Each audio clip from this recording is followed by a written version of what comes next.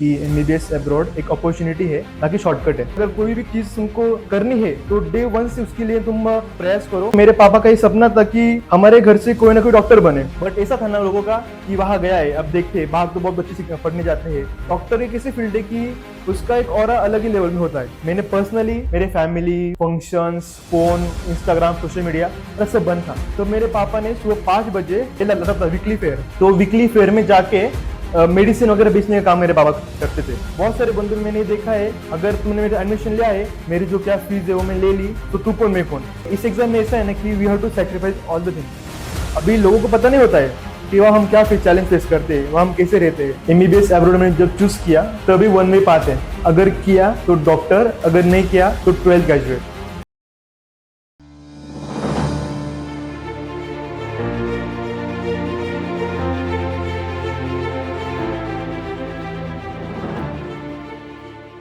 Hello everyone, welcome to graduate speaks 2.0। आज हमारे साथ एक और इंस्पिरेशनल गेस्ट है जिन्होंने 2025 बैच में ग्रेजुएशन कंप्लीट किया और FMG screening test first attempt में क्लियर किया विद स्कोर ऑफ 159।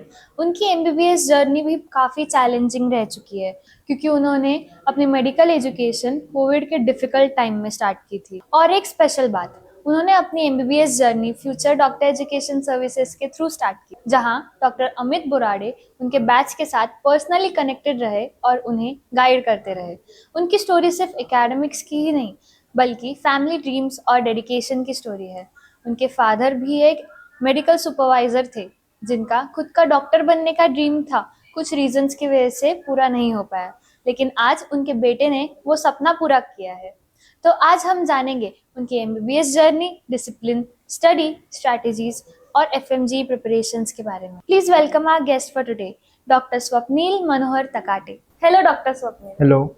सो आप 2025 के ग्रेजुएट हो और तब शायद कोविड का पैंडेमिक लॉकडाउन चालू था। yes. तो तब आपका माइंडसेट क्या था और आपके फैमिली कंसर्न क्या थे? एक्चुअली मैं मेरे घर से बाहर जाने वाला पहला व्यक्ति था, और एक हमारे दिमाग में एक ये रहता है कि हमारा बच्चा बाहर जा रहा है, अब्रॉड जा रहा है। और कोविड के टाइम में हम घर से बाहर नहीं जाते थे, हम मोस्टली घर में रहते थे। और उस पूरे माहौल में हमें पूरा एक देश छोड़ के बाहर जाना है पढ़ने के लिए, और बाहर जो केसेस से कोविड के बढ़ रहे थे, और हम उस समय में हमको बाहर जाना था कोविड में पढ़ने के लिए। एक डाउट था, क्वेश्चन मार्क था हमारे दिमाग में, पेरेंट्स के दिमाग में, कि कैसे हो सकता है ये सब, ऐप जो कैसे कर दी हम इसको। तब हमको याद आया कि ओके चलो कुछ तो कुछ करना पड़ेगा हमें अभी। तब हमें हमें एफडीएस का एक हमें सुना था हमारा कि नासिक में ऐसी कोई कंसल्टेंसी है जो बच्चों के बाहर पढ़ने भेजती है। तो by the default, by God's grace, हमें पता चला कि डॉक्टर अमित बोराडे सर है, अब नासिक के है। और एक फर्क पड़ता है कि नासिक में अगर कोई बंदा हमारा नासिक का है तो एक ट्रस्ट होता है, उस पर हमारा ट्रस्ट होता है, एक कॉन्फिडेंस आता है हमें कि हमारा होमली इंसान हमें गाइड कर रहा है, सपोर्ट कर रहा है। और उस पूरे माहौल में हमें एक पता चला कि डॉक्टर अमित सर एक रिस्पॉन्सिबल पर्सन है जो हमें पूरा हेल्प करेंगे, right from documentation, visa processing, tickets, हमारे एयरपोर्ट टिकट्स हो, सेफ्टी हो। बिकॉज पैंडेमिक में हमें पता था कि पैंडेमिक में जो बाहर कंडीशन चालू है हमारी ऑल ओवर वर्ल्ड में, तो उस समय में हमें कैसे डील करना होगा बाहर। और एज अ एक एक्सपीरियंस पर्सन इस फील्ड में, वो डॉक्टर अमित बरोड़े सर थे। उन्होंने हमें बताया था कि हमको कौन सी सेफ्टी लेके हमको उधर जाना है, और और हमें पैंडेमिक उधर लेके जाने की पूरी हिस्ट्री पूरी पीछे, कि बाकी बच्चे घर पे थे और सिर्फ अमित सर की जो स्टूडेंट थे वो उधर पैंडेमिक में हम उधर पढ़ रहे थे। आपके साथ वहाँ पे और भी कंसल्टेंसी के लोग आए होंगे, स्टूडेंट्स आए होंगे, तो आपको यहाँ से एफडीएस से जो भी प्रोविजनली अरेंजमेंट मिले वो क्या दूसरे कंसल्टेंसी वालों के पास थे?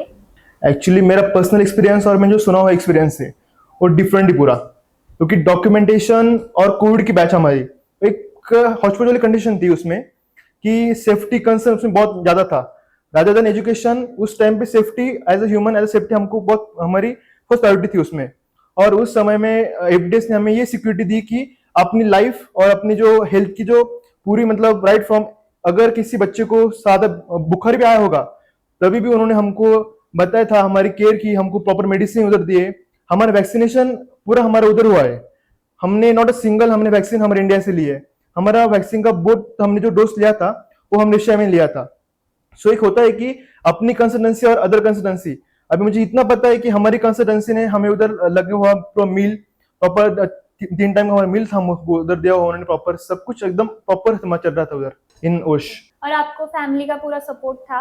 यस, क्योंकि एक्चुअली क्या है कि मेरे पापा मेडिकल फील्ड से बिलोंग करते हैं और मेरे फैमिली का इस मेरे पूरे जर्नी में बहुत बड़ा योगदान रहा, क्योंकि हमारे एक दिमाग में क्वेश्चन मार्क था, क्योंकि मेरे पापा का ये सपना था कि हमारे घर से कोई ना कोई डॉक्टर बने, और मेरा बड़ा भैया वो डॉक्टर नहीं बना because he has don't have interest in this field. So मेरे पापा का सपना था, मेरी मम्मी का सपना था, और हमारे पूरे खानदान से मैं पहला डॉक्टर हूँ जो प्रॉपर अभी एक सर्विस में अभी आएगा सुन। सो मेरे पापा का सपना था वो, मेरी मम्मी ने बहुत मतलब स्ट्रगल किया है। We belong to middle class family, और मेरे पापा ने फ्रॉम बॉटम आज जो हमने मेरे पापा ने कुछ निर्माण किया है, एक समझ हम बोलते कि एक उनका एक रैंक 1 की पोजीशन हम आए हैं, राइट फ्रॉम 0 टू अचीव हमने कुछ किया है हमारी फैमिली ने। मतलब बहुत हार्ड वर्क था मेरे पापा का इसमें पूरा। मेरे पापा बोले थे कि अगर कोई भी चीज तुमको करनी है तो डे 1 से उसके लिए तुम ट्राई करो, प्रयास करो, हो ही जाता है। और हमने भी वही सुना कि अगर कोई तुम चीज को तुम चाहते हो तो सब स्टार्स से क्लाइंब अलाइन होते हैं उस मोमेंट में। तो मेरा भी हुआ था कि मैंने वो ड्रीम देखा था कि मुझे डॉक्टर बनना है, और बाय गॉड ग्रेस तो भी गॉड्स का प्लान होगा कुछ तो भी कि वो सारे स्टार्स अलाइन हो गए, कोविड में भी हो, और आज मैं एफएमजी फर्स्ट एड में मेरा पास हो गया, और now they happy because society में डॉक्टर बनने के बाद जो हमारा ऑरा होता है वो मतलब अलग लेवल का होता है, because there are many occupations in our country, but doctor एक ऐसी फील्ड है कि उसका एक ऑरा अलग ही लेवल में होता है। जब मैं मेरी एफएमजी पास हुई तो उस दिन से जो सोसाइटी में हमारे एक ये था ना हायर की, तो वो बढ़ गई है as compare to other field. और आपको आपके मॉम डैड की तरफ से पूरा सपोर्ट था, पर रिलेटिव्स में कुछ क्रिटिसिज्म आपको फेस करना पड़ा? वो सबको ही होता है। अगर तुम इस जर्नी में जाते हो तो मुझे बहुत मतलब ऐसा भी बोलना चाहिए, पर मैंने सुना है सब, पर्सनली मैंने एक्सपीरियंस किया है कि लोग बोलते थे कि इसका बेटा बाहर पढ़ने गया है, अभी क्या पता डिग्री लेके घर पे आएगा, या फिर डिग्री वो बोल रहे थे कि अभी लोगों को पता नहीं होता है कि वहां हम क्या चैलेंज फेस करते हैं, वहां हम कैसे रहते हैं। बट ऐसा था ना लोगों का कि वहां गया है, अब देखते हैं बाहर तो बहुत बच्चे पढ़ने जाते हैं, और कैसा है ना कि हमारे एफएमजी में जो पासिंग रेशियो है वो बहुत कम है। मतलब राइट फ्रॉम दिस ईयर हमारे पासिंग रेशियो 20% था। तो ऐसा होता है कि लोगों को लगता है कि क्या है बाहर पढ़ने सब जाते हैं, बट एफएमजी कौन पास करेगा, यहाँ के तो सबको एक साथ ही रहने का है फिर से। तो मेरा ये था कि चला भाई बाहर गए अभी पढ़ने ना, तो मेरा डे 1 से था कि मुझे एफएमजी पास करके घर पे आने का है, नॉट लाइक दैट कि मुझे सिर्फ घर पे आने का और देखना है कि सब बाकी बच्चे से सिर्फ घूमने का इधर उधर, नहीं था ऐसा मेरा कुछ। और रिलेटिव्स ने मुझे बहुत मतलब पापा के तो रिलेटिव्स ऐसे थे, मतलब पापा या मम्मी की doesn't matter at all, just relatives कि ऐसा था कि चलो ठीक है देखते हैं क्या करेगा, दिखते हैं क्या करेगा, बाहर दिखा है दिखते क्या करेगा, अभी उसे इसका बोलना था सिर्फ कि अभी क्या करेगा। बट कैसा होता है कि एक फैमिली होती है ना कि जिस फैमिली को फ्रॉम 0 टू इंफिनिटी तक जाना ही पड़ता है उनके लाइफ में, वैसे मेरी फैमिली ने किया है। मेरे पापा ने डे 1 से स्ट्रगल देखा है, मेरी मम्मी हाउस मेकर है और मेरे पापा गवर्नमेंट सर्वेंट है, मैंने आपको बोला ही था। तो वैसा है कि मेरे पापा ने उनके 10th से जो स्ट्रगल देखा है, मेरे पापा ने right from his first earning is 5,000 rupees. और एक सीन है, सिर्फ एक स्टोरी है आपको बताना चाहता हूँ मैं मेरे पापा की। मेरे पापा को फर्स्ट सैलरी मिली थी गवर्नमेंट से 5,000 रुपीज की। तब उनकी शादी हो चुकी थी, मेरा भाई था तब।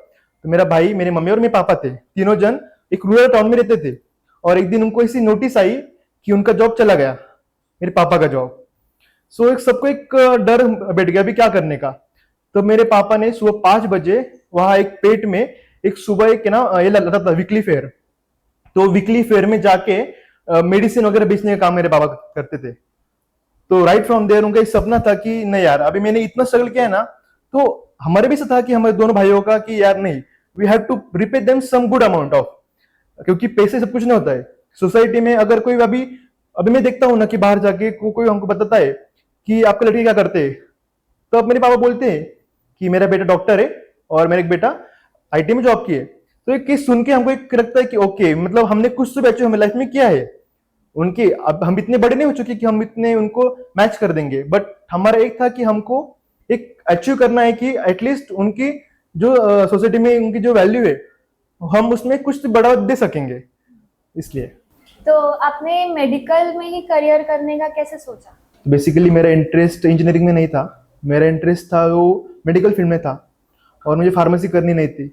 और जो मैंने नीट दिया मेरा, तो मेरा नीट में एक डिस्टेंस स्कोर आया था, but as per Indian condition तो मुझे इंडिया में डोनेशन वगैरह भरना पड़ा था। तो वैसा हो नहीं, इसलिए मैंने फिर अब्रॉड में जाने का डिसीजन लिया एमबीबीएस का। तो आपको पता था शुरू से कि आपके पापा का सपना है कि आप डॉक्टर बने, इसलिए आपने ये फील्ड चूज किया या आपको मन से इच्छा थी? यस, मुझे एक एक्सपीरियंस है मेरा, एक इंसिडेंस है कि मैंने फोर्थ स्टैंडर्ड में एज अ फैंसी ड्रेस में मैं डॉक्टर बना था। तो वहां से कुछ तो भी था दिमाग में कि यार चलो कुछ अच्छी फील्ड लग रही है। और घर में जो माहौल था कि पापा मेडिकल फील्ड से बिलोंग करते हैं, और हर वक्त घर में वो सुनना पड़ता था कि यार चलो मतलब वैक्सीनेशन कैसा होता है, और डिफरेंट मेडिकल थिंग्स घर में डिस्कस होते हैं हमारे।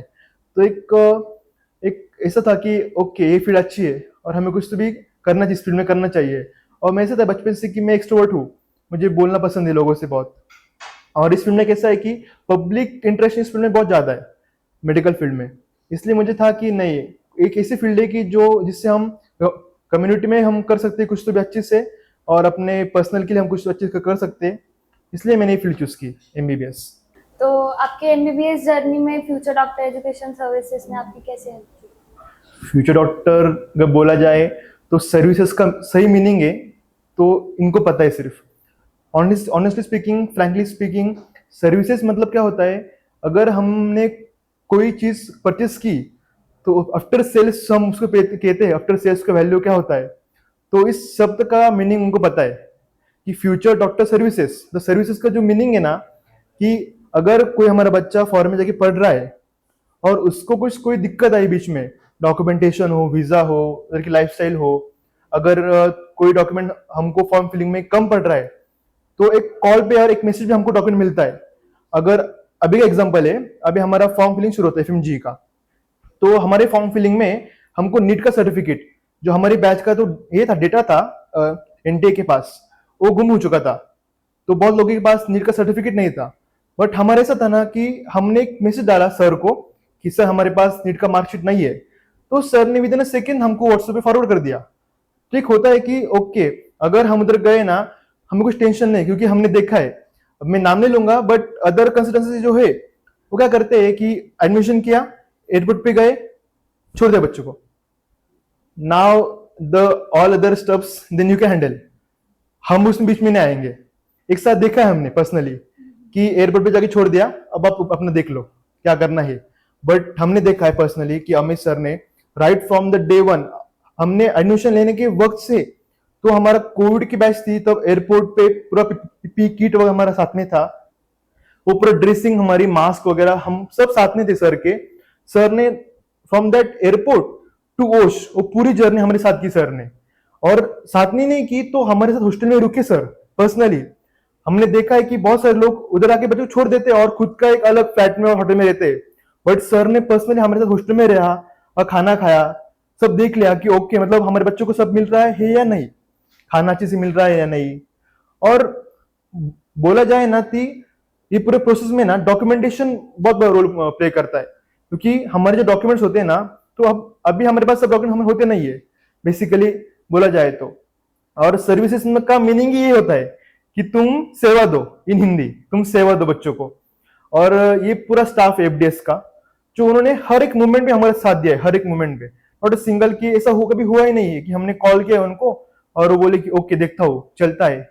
मतलब ऐसा कभी हमको एक्सपीरियंस हुआ ही नहीं है हम डे वन से कि हमने सर को कॉल किया है और हमने स्टाफ को कॉल किया एफडीएस के और बोला है कि हमारे डॉक्यूमेंट है, हमारे काम है, उधर खाना अच्छे से नहीं मिल रहा हॉस्टल में, बड़ी उधर मतलब ये मीत है, मतलब बाहर आया हुआ कि हॉस्टल में खाना अच्छे से नहीं मिलता है, उधर रहने के लिए अच्छे से ये नहीं है। तो जस्ट नॉर्मल कॉल, और फिर इधर का सर उधर कॉल करते हमें लगे केसेस है और solve with in a day.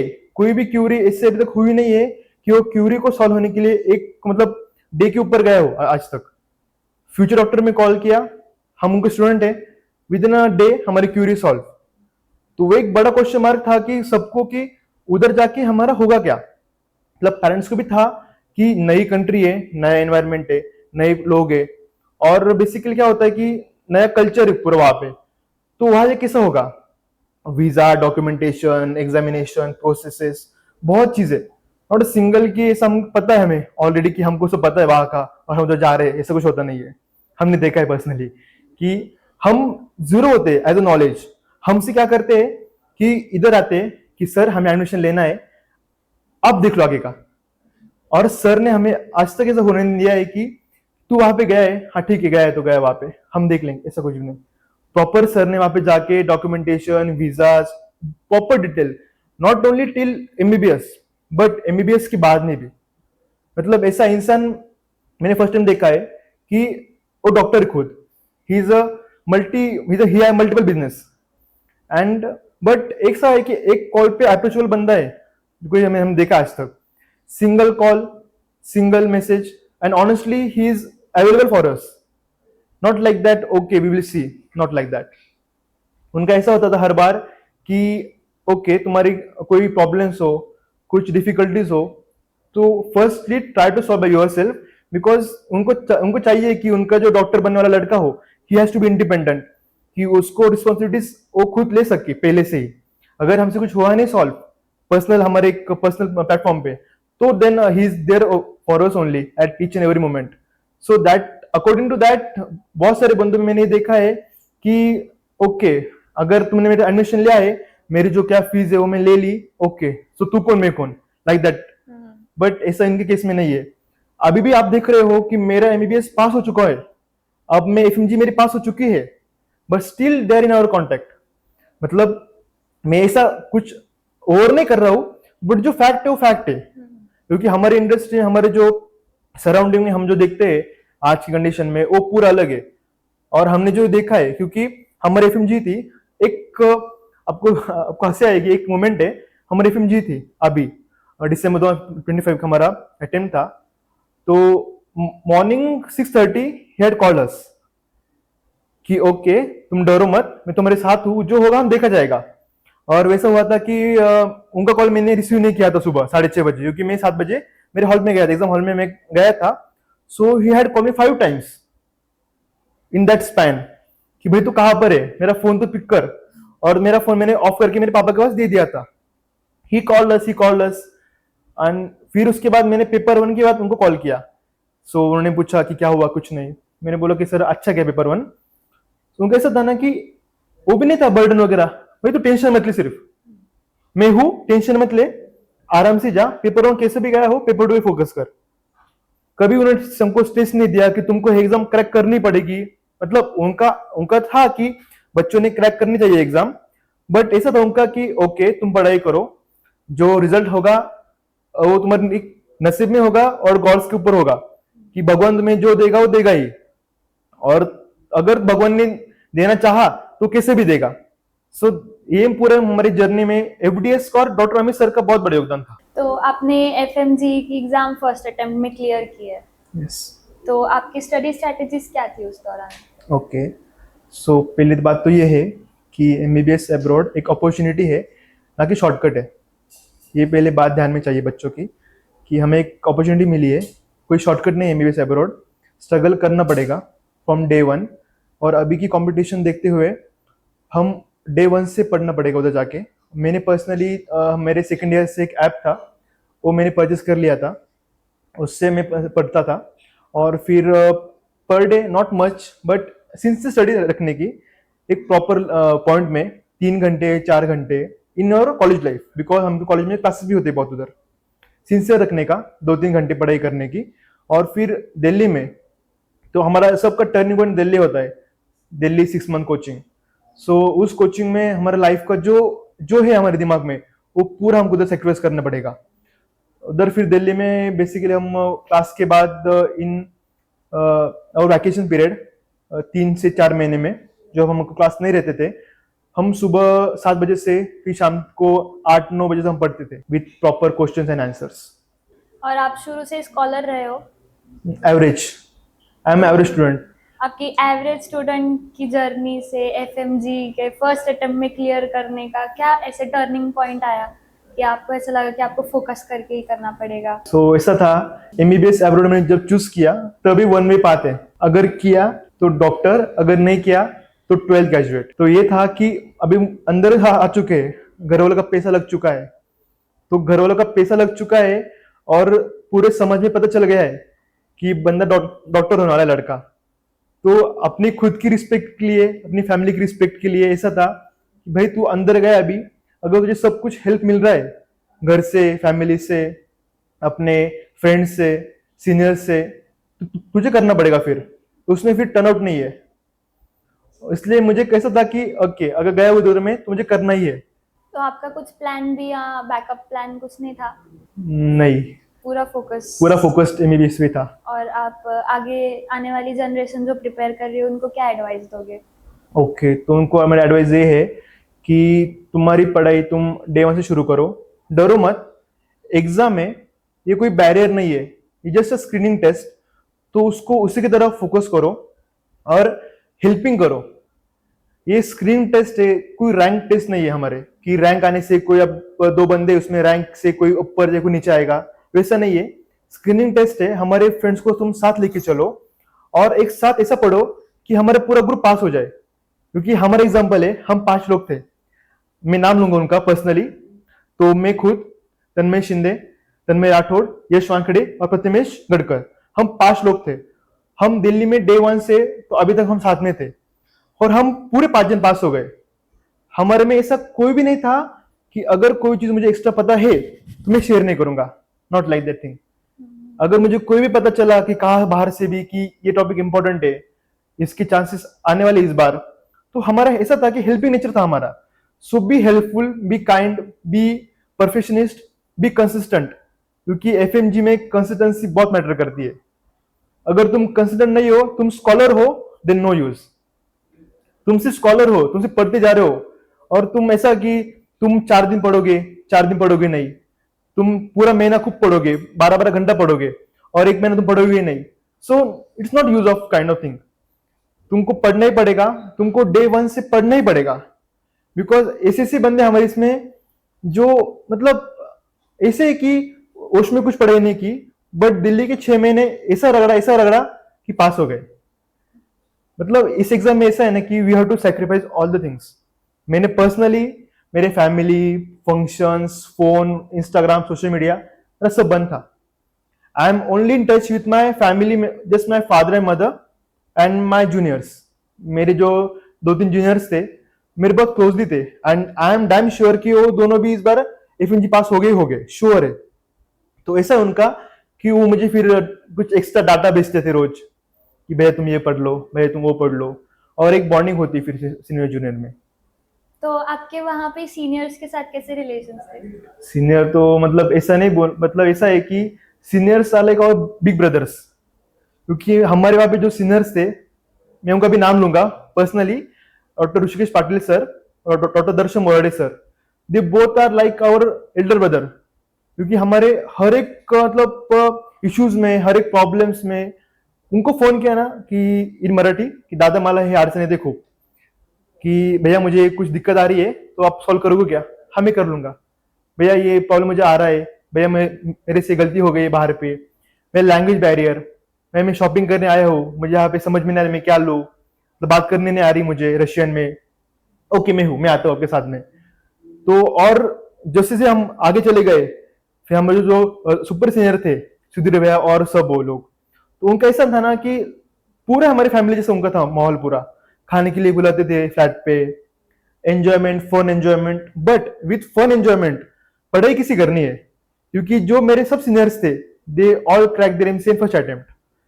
सो हमें एक प्रेशर था, मतलब ऐसा था कि यार वो बंदे निकल गए, हमको निकलना ही पड़ेगा इन हाउ कंडीशन कि वो निकल सकते तो हम भी निकल ही सकते, with all the equal bonding and all. MBBS के प्रिपरेशन के टाइम पे आपका सबसे फेवरेट सब्जेक्ट कौन सा था और ऐसा कौन सा सब्जेक्ट था जो आपको सबसे ज्यादा चैलेंजिंग लगा? सो फेवरेट तो मेरा ऐसा था कि ऑब्स गायनी और सर्जरी, मतलब that 2 subject I like most.